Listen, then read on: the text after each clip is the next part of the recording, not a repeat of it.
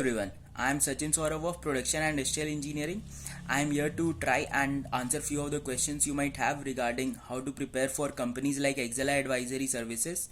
In case I have missed questions in your mind, feel free to ask them in the comment section.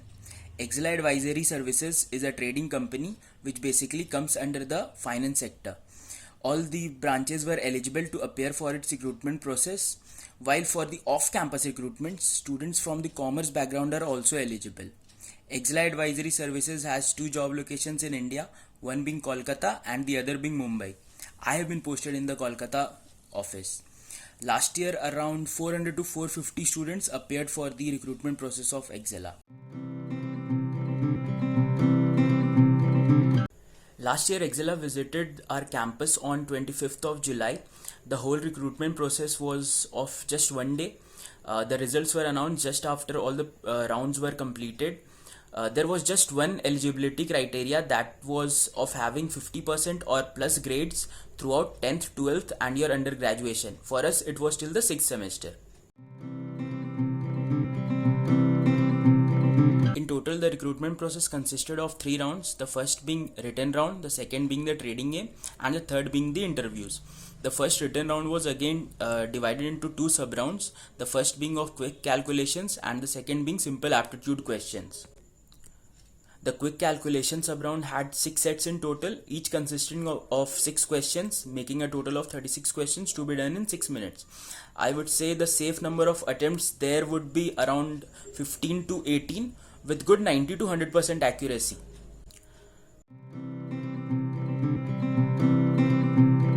There were 2 rounds of interviews, the first one being the technical interview while the later being the HR interview.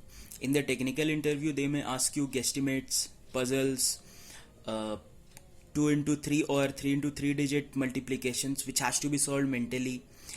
They also ask some very basic Indian economy or GDP related questions, some terms like repo and reverse repo rates.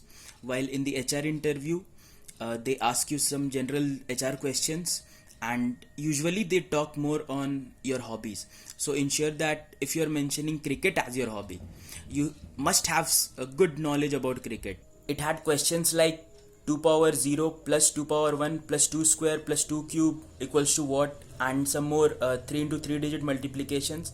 In general, all the questions which tested your calculation speed. While for the second sub round, that is the aptitude round, the questions were simple, which you can practice from pariksha.com. The level was almost the same, and there were more in the aptitude round, there were more puzzles like the ones which you face in the Olympiads and all. Again, there the safe number of attempts I would say were around 18 out of the 25 questions we had. For the non-core, non-coding companies, one must prepare how to approach and solve guesstimates, puzzles, case studies for the interview rounds, and for the written rounds, one has to practice the aptitude questions. For the aptitude questions, pariksha.co is one of the best platform, while for the puzzles, I would advise to practice from Geeks for Geeks, and for the case studies, Case in Point is good enough. Now coming to guesstimates, first of all, let's break it into what it is made up of. Guess plus estimates. So here what you can do is, you don't need any resource.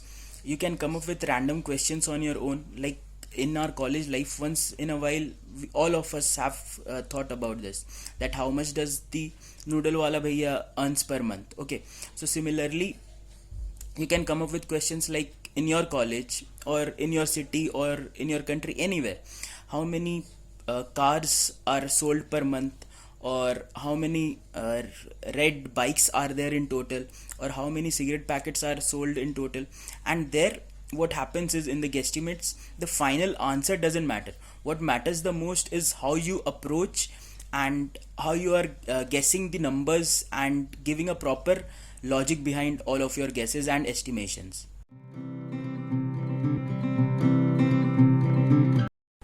Good calculation speed is certainly a plus point for any non-core and non-coding company.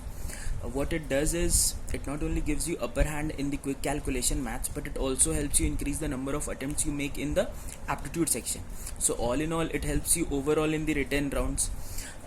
If someone is not that fluent with numbers, what he or she can do is uh, try tricks of your own. Instead of going by the orthodox ways, think on your own that what all tricks or smart work you could have done to make the calculation easier, like getting the square of 22. Instead of multiplying 22 with 22, break it into 22 into 20 plus 22 into 2. Similarly, if you are required to get the value of the fraction 11 by 14, don't do it by the orthodox division method. Do it this way. I'll explain. Get the denominator 14 as close as you can to 100. So multiply both numerator and denominator by 7. What you get is 77 by 98. So that means 77 out of 98 parts. So roughly it will be 78 or 79 out of 100 parts. So the fraction will be 0.78 or 0.79. But had you done it by the orthodox division method, it would have taken quite a lot of time and quite a lot of effort. But if you apply tricks of your own or these kind of tricks, it will make maths easier as well as more interesting for you.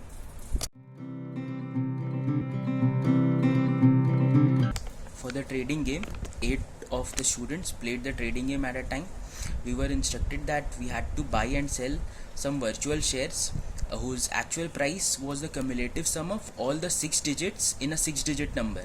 That is, suppose the 6-digit number is 111111. So the share price would become 1 plus 1 plus 1 plus 1 plus 1 plus 1. That is equal to 6. So going by that logic, the range of the price of the share could be anywhere between 0 to 54.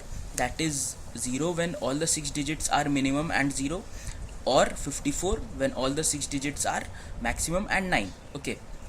Further, we were instructed that at any point of time, the difference between the number of shares which you have sold and the total number of shares which you have bought, the difference between them should never exceed 2. That means, suppose at a time you had sold 8 number of shares overall. So the number of shares which you should have bought till then should be anywhere between 6 and 10. Okay. Another thing they told us that every time the trading window would open for around 2 minutes, in which we had to sell or buy share among each other. Now coming to how we played the trading game. Okay, after these instructions, they told us that the trading window had opened, and then going by that logic of the range of 0 to 54, I assumed the price to be anywhere between 0 to 54. So going by the conservative logic, it should be near the average, that is 27. But what happened, the other players started predicting the price to be in the range of 50. So I thought, we just have 2 minutes of trading window. I had to do as many transactions as I could. So what I did, I bought shares at 49.48 and sold 2 shares at around 52.53. So I made a decent profit. So again, after each round, what they did was they disclosed 1 digit of that 6-digit number. I guess after the first round, the digit disclosed was 6. So now pay a bit of attention. The range becomes 6 to 51. The minimum could be 6 because 1 digit is disclosed, which is 6, and the rest 5 could be minimum 0. So it is 6, while the maximum could be 51 because 1 digit is disclosed, which is 6, and the other 5 when maximum could be 9 each. So 45 plus 6, which is 51. So again, going by the conservative logic, the range is again in the vicinity of 25 to 30. But again, people were predicting the price to be around 45. So again, I made some decent profit. So similarly, when 4 rounds of trading was done, the recruiters told us that they had seen enough of us. And till then, the 4 digits disclosed were, I guess, 6, 0, 1 and 8. So going by that logic, now the minimum value could have been 15 and the maximum value could have been 33. So again, that was in the vicinity of 25 to 30, which the actual price of the virtual share should have been. So that was it for the trading game, and they noted down the cumulative profits and loss made by each of us and told us to go.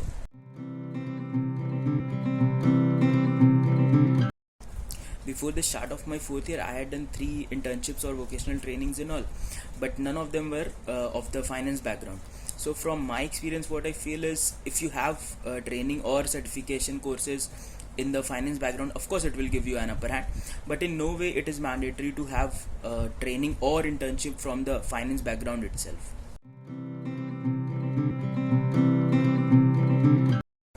Certainly, COVID 19 has led us to some extraordinary and tough situations, but I don't think so that it will affect the recruitment process of Excella much, as this sector isn't hit that hardly, and also they aren't laying off any of their employees. Being a member of the core team of OJAS 2020, I take immense pride in the fact that OJAS has come up with a great initiative like the Last Resort. I believe it can be of great help to all our beloved juniors and also other aspirants from every corner of the country who are preparing for placements or other competitive exams. OJAS has provided a platform for all to learn through the experiences of those who have already grinded for their placements and preparing for the competitive exams. Also, for us as seniors, it has lent us the golden chance to guide our juniors to the best of our abilities, as I feel it is the most important responsibility of any senior towards the upcoming batches to guide them. So, well done, OJAS team. Great work. Keep up the good work. Keep making the OJAS family proud.